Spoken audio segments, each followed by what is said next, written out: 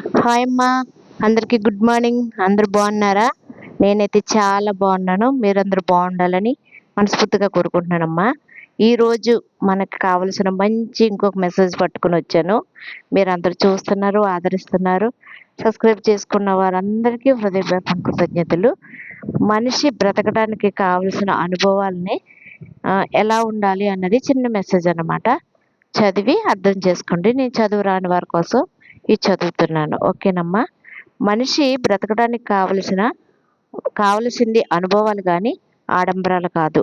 మనసు ప్రశాంతంగా ఉండడానికి కావలసింది అనుభూతులు కానీ ఆలోచనలు కాదు. అందరితో పంచుకోవడానికి కావలసింది ఆనందాలు కానీ ఐశ్వర్యాలు కాదు. అవును కదమ్మా. ఐశ్వర్యం ఎంతవరకు ఉపయోగపడుతుందంటే దాని అవసరార్థం. కానీ మనకు కావాల్సిందంతా అనుభవమే. ఓకే అమ్మా. నచ్చితే లైక్ చేయండి, షేర్ చేయండి.